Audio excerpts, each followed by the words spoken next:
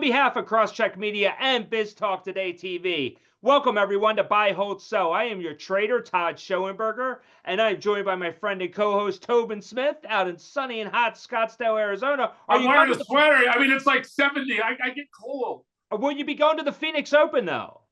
I have a booth at the Phoenix Open because I volunteer there every year, you bonehead. Look at you. Yeah, but what I do is I check in the golfers. That's my job.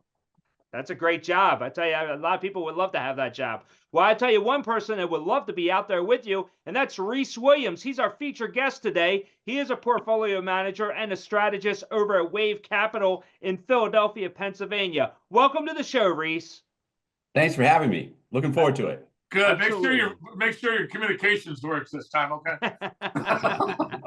Yeah, for the audience, we were doing a Twitter Space conversation the other day. I have to talk about the tariffs and the reaction in the markets, and Rhys had some technical difficulties, but he's with us right now, live and in 4K, and that's all that matters. So, Rhys, I'm going to start with you today because the market shot higher. Traders were very optimistic, very bullish. We're putting this tariff talk to the side. Is this what we can expect for the rest of the week and maybe next week? I think for the rest of this week, yes. I think we have been promised tariffs on Europe in 2-3 weeks, so I don't think we're going to stop having this tariff conversation. Obviously, it's a go-to subject for Donald Trump, so I think it will keep coming back. But I do think that really until the NVIDIA print, we have fairly good, smooth sailing. Google's just told everybody that instead of spending $50 billion, they're going to spend $75 billion. That on top of Meta doubling CapEx for 2025 tells you that the AI infrastructure trade is A-OK for the next 3 to 6 months at the minimum. Yeah. Well, I think what's Todd about it, you get a little weary with Donald Trump in terms of just every day is a new day, a new surprise. And I found over the years you just have to sort of find some mechanism to stay calm and collected, et cetera, when, let's say he suggests that we're going to buy Gaza Strip and build a Riviera there.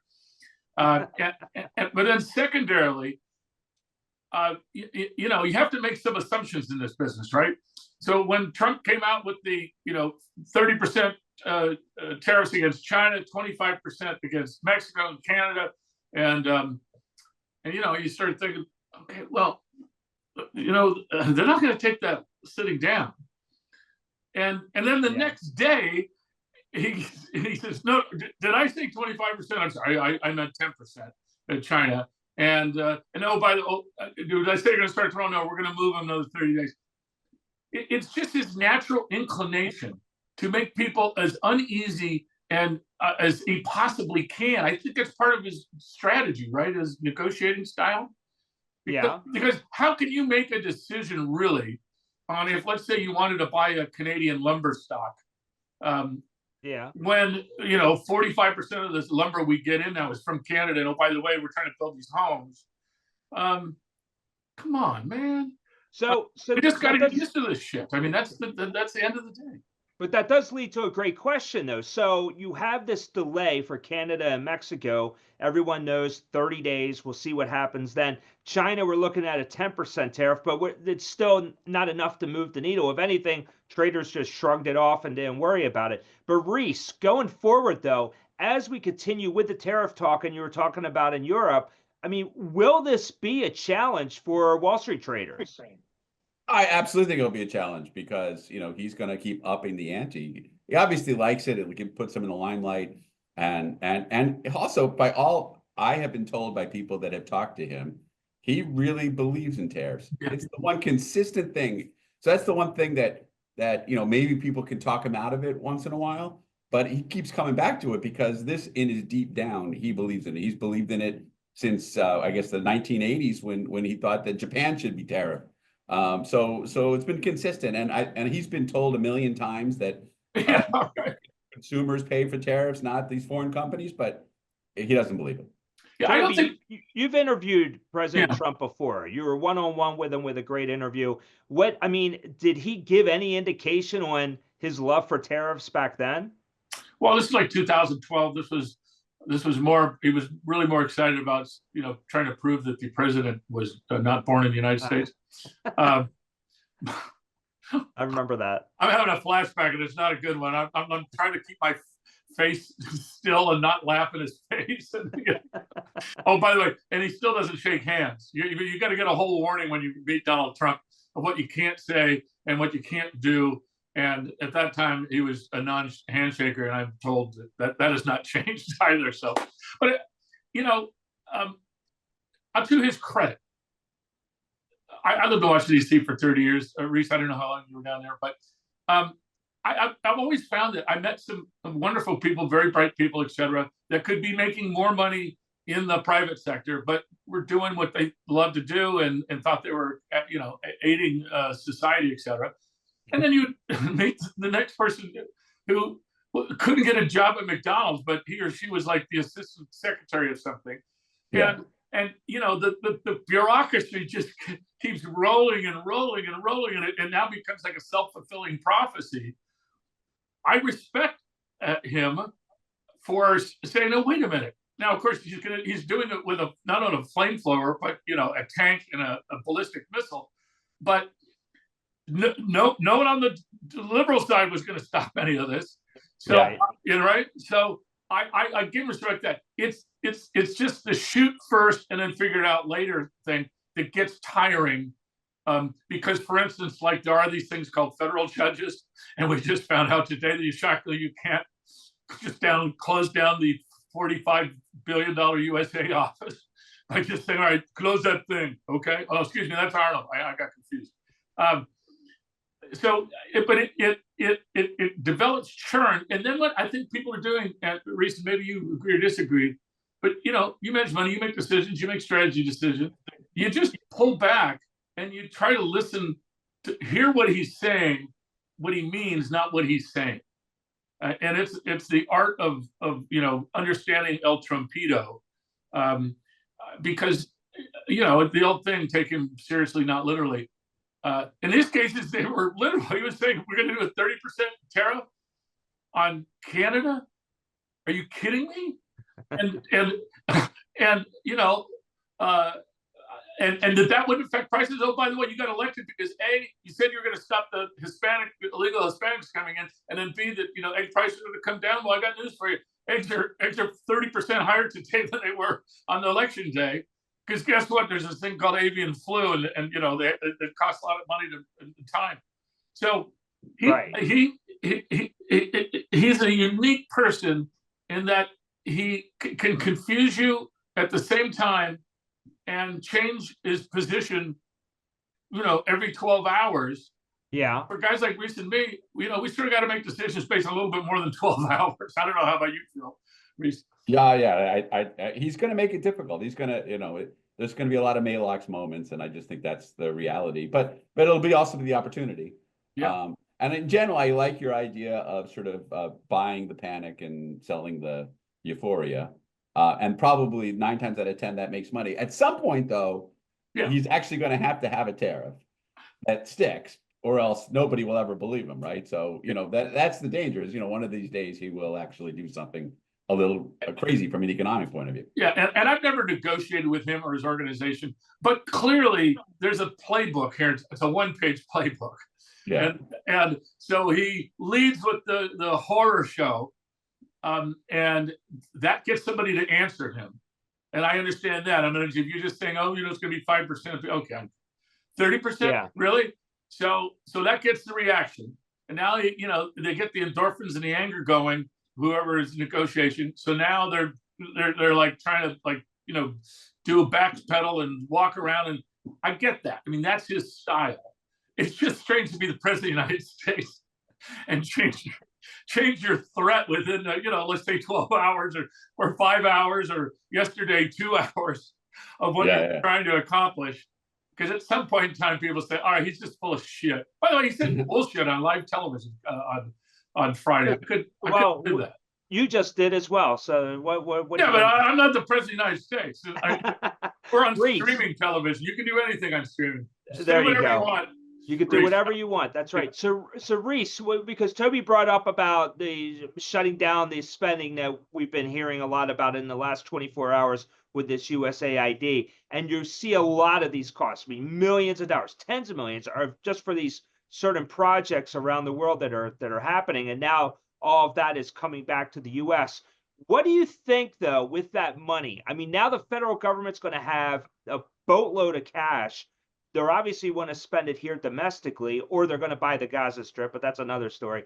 But with that, how do you see that playing out for the GDP, for the U.S. economy, maybe in the next 12 months?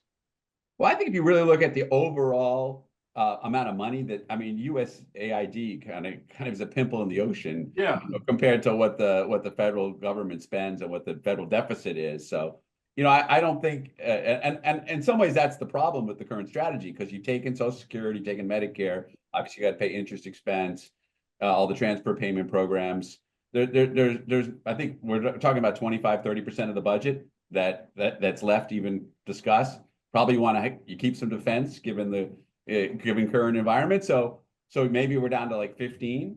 So it's tough. I mean, Elon has a hard task because you've taken off so much that you can't touch.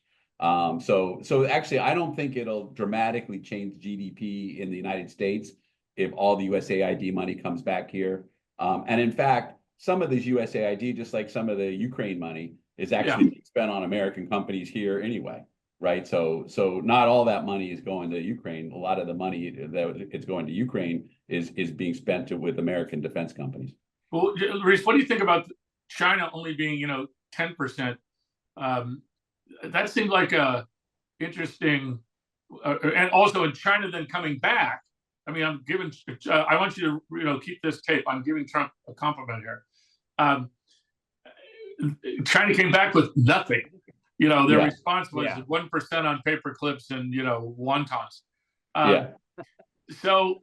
And they're investigating Google for whatever monopoly practice in China where they're banned, right? So you can't access Google there.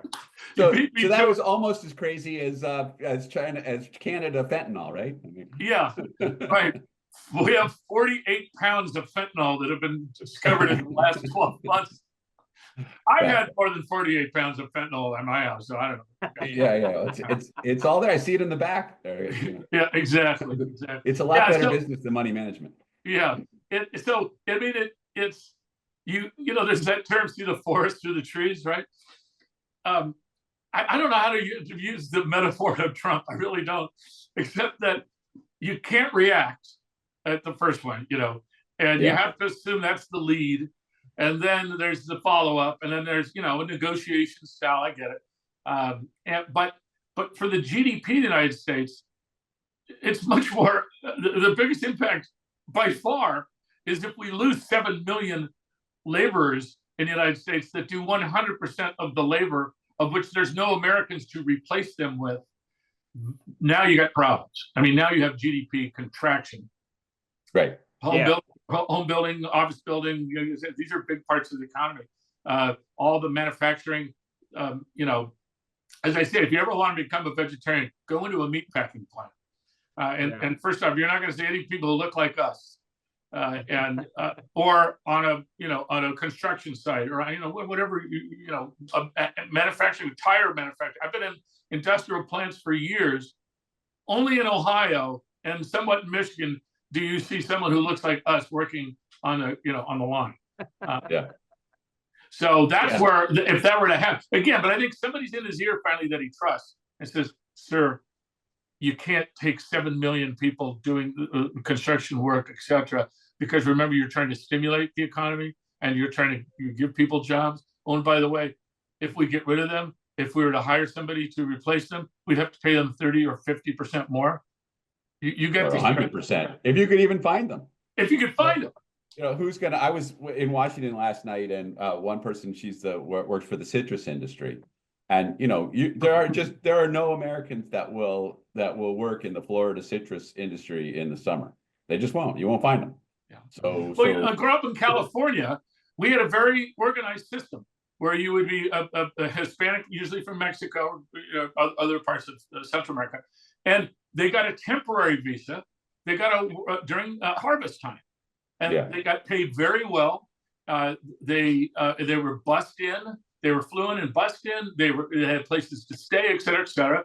It was usually a 60 to 90-day harvest period because you were going from different types of products, fruits, et cetera. And then they would, be escorted back home, and they'd have cash money, U.S. dollars in their pocket. They were living like gods down in Guadalajara, Mexico, and it became a lifestyle. And then, after a while, when they've been doing it for years and years and years, then they would apply for citizenship because they'd shown themselves to be qualified labor and trustworthy people. And I grew up in San Gabriel, California, which was 75% Hispanic in 1925.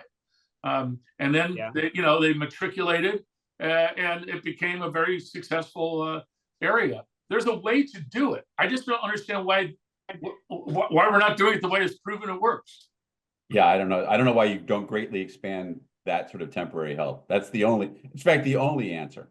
So yeah, it makes I mean, you can implant a chip, for crying out loud, an RFID chip on them. Have a satellite. They're not going to run away. So I mean, every once in a while, someone would run away there, but usually because they stole something. By the way, where are they going to find anybody to all those foundries next to your house in Arizona? Right. I mean, you need 10, 20, 30,000 people at a time, 3 shifts. Yeah, that makes sense. Listen, guys, we're going to leave it there on this block, because coming up in the next block, we're going to start quizzing Rhys about earnings. We're currently in the middle of earnings period. Yesterday, we heard from Google's parent Alphabet. Didn't do well. AMD didn't do well, but Walt Disney knocked it out of the park, and you got Amazon coming out tomorrow. But we're going to get into all of that and more, because today with us is Rhys Williams. He is our featured guest. He's also the portfolio manager and chief strategist at Wayve Capital outside of Philadelphia, Pennsylvania. But keep it there. Just do this. You just made capital. There you go. And we'll be right back after the break. Please stay with us.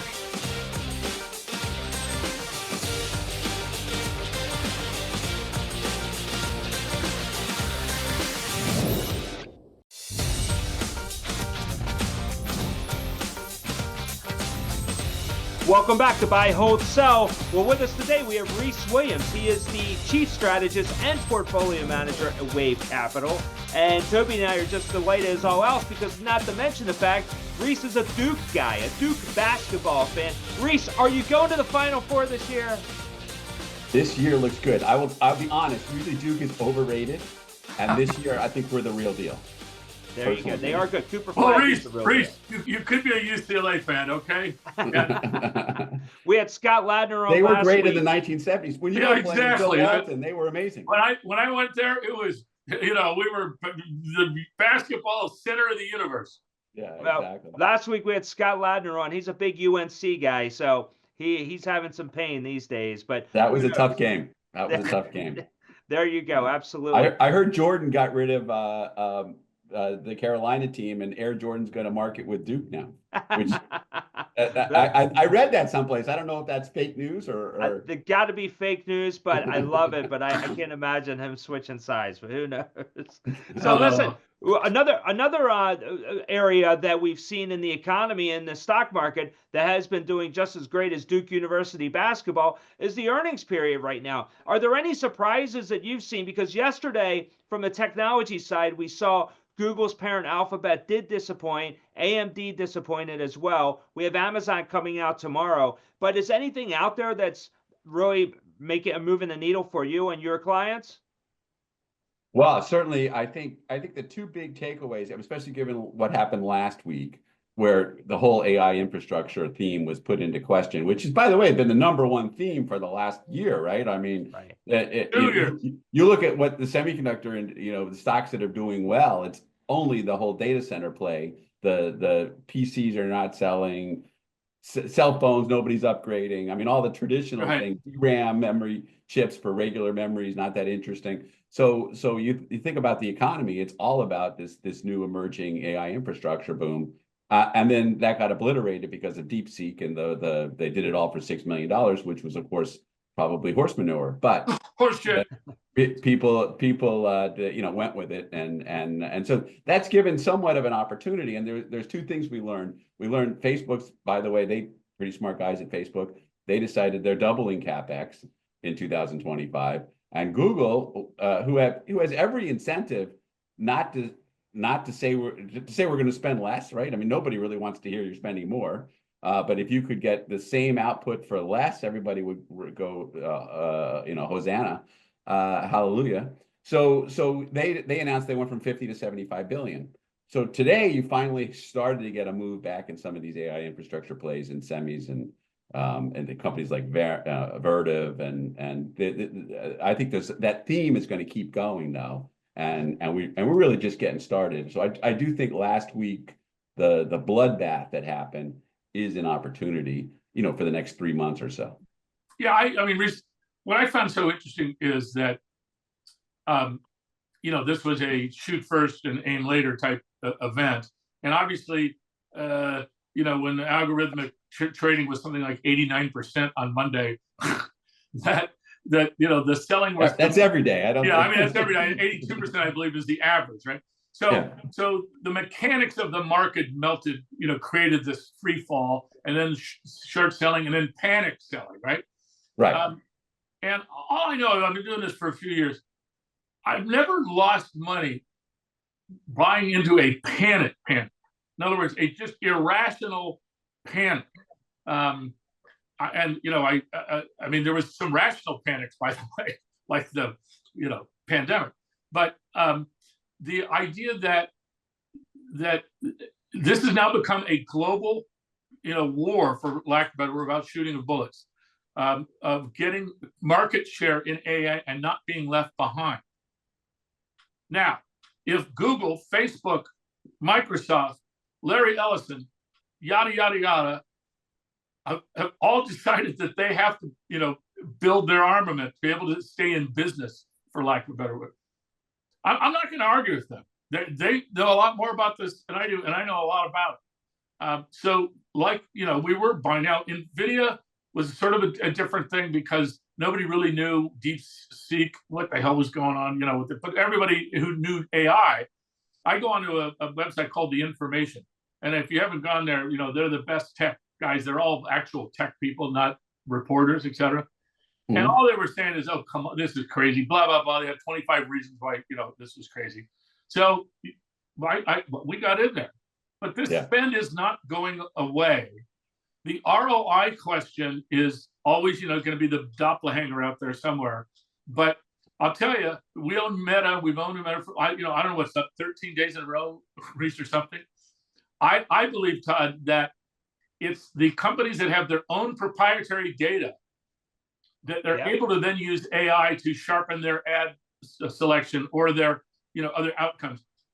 That's a, you know, that's a self-fulfilling product cycle. That's a you know, a feedback loop, a positive feedback loop. The more data they get, the better their accuracy is. If they're using AI to do that, then they get a much better outcome. And you can see it on Facebook, just in terms of, I'm in this golf tournament like 3 weeks, and I've been hitting golf things on Facebook.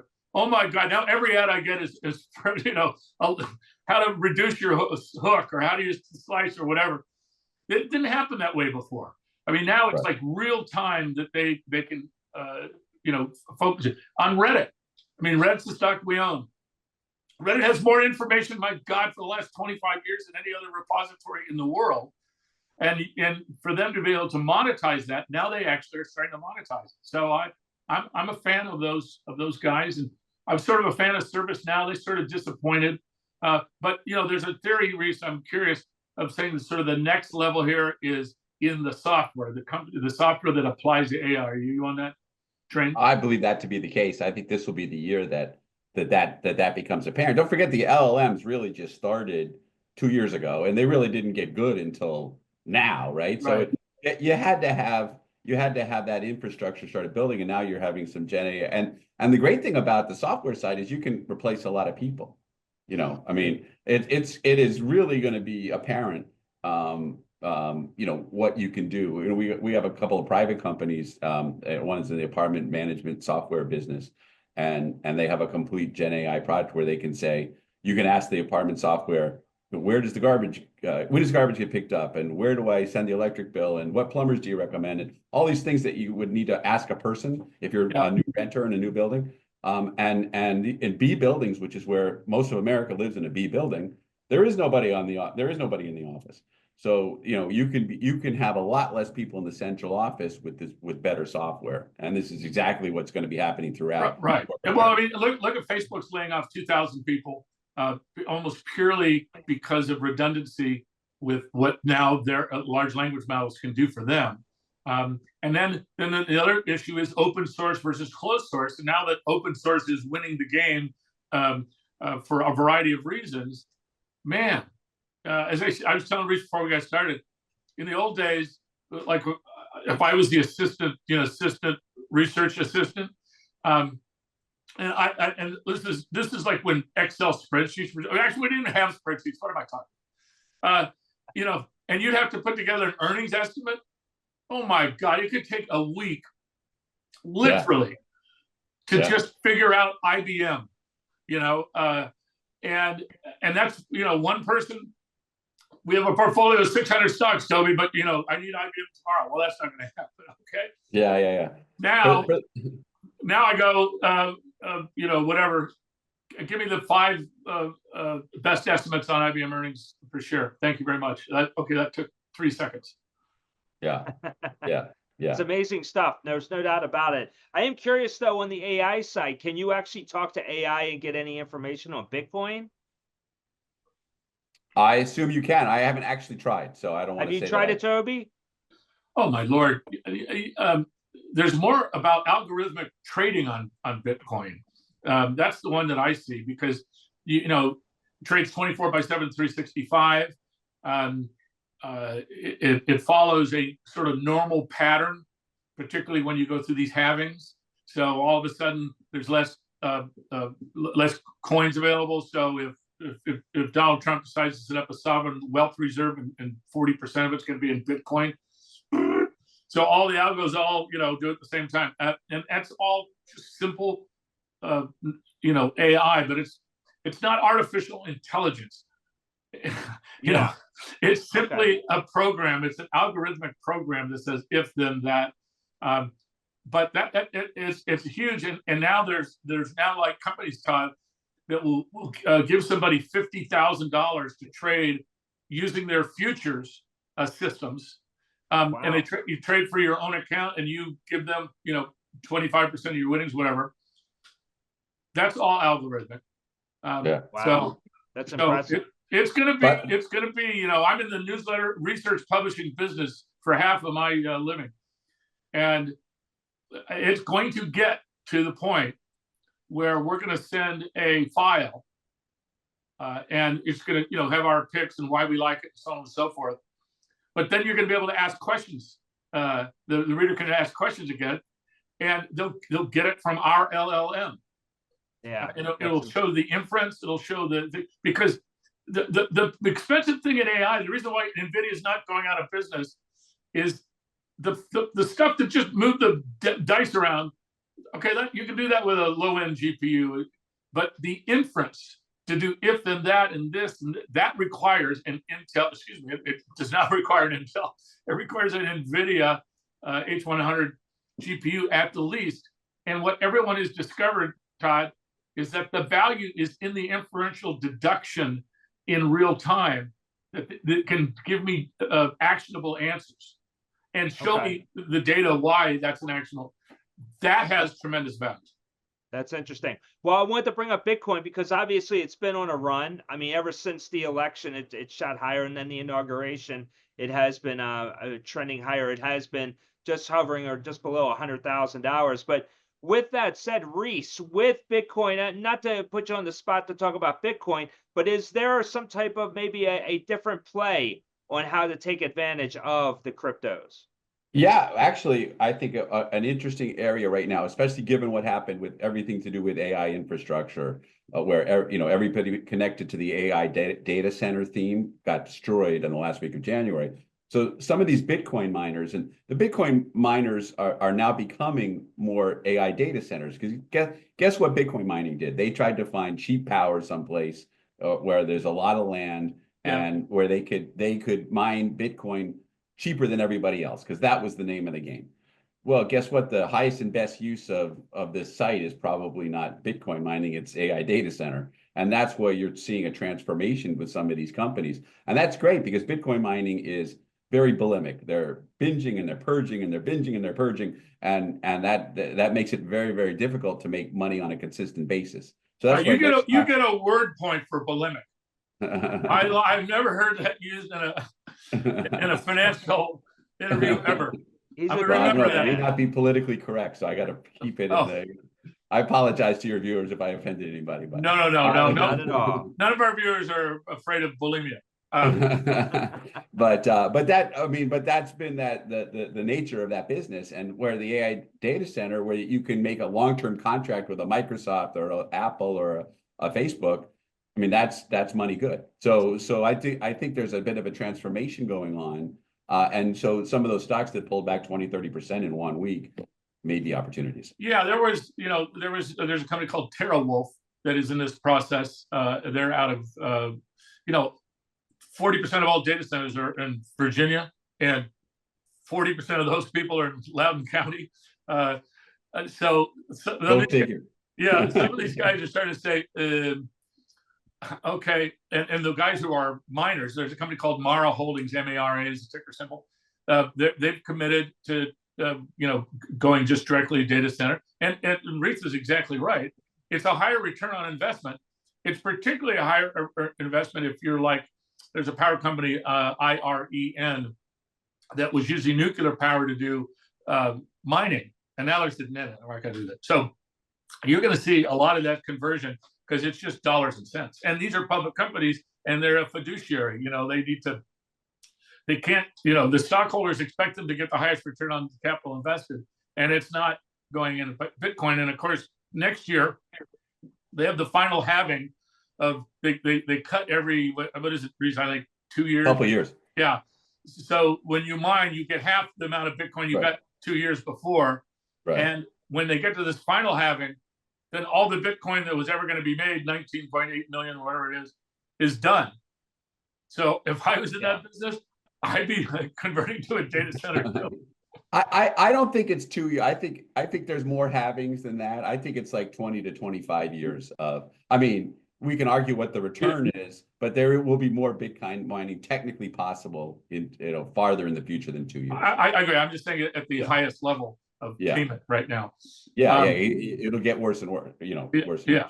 But this is a much better business. But their core competency isn't Bitcoin mining. Their core competency is to find a place with cheap power and get long-term power contracts, and that's going to be the name of the game.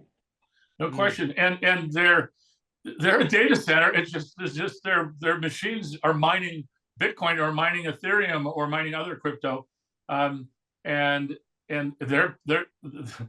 only get paid when they can sell some of this stuff. Whereas on the data center, you sign a contract and you get paid by the people who are renting your data center. You don't have to worry about the price of Ethereum.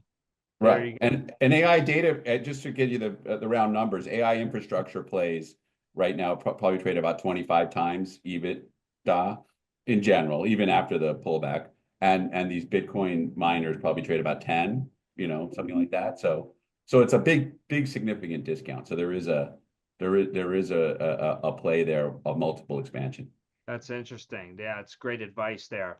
Well, guys, we're going to leave it right there on the show, because we said it all. We always do when Rhys is on the show. There's no doubt about it. And you definitely want to go to wavecapital.com to learn all about Rhys and his firm, and go to transformityresearch.com to get my chopped liver commentary.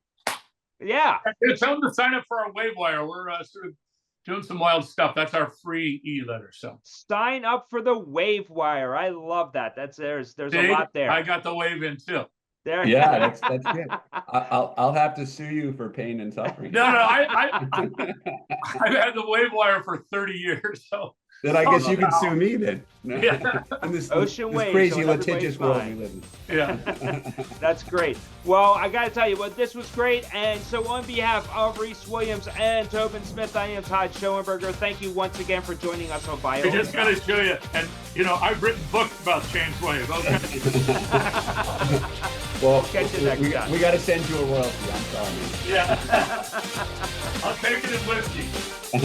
Love it. That's great. That was a great show.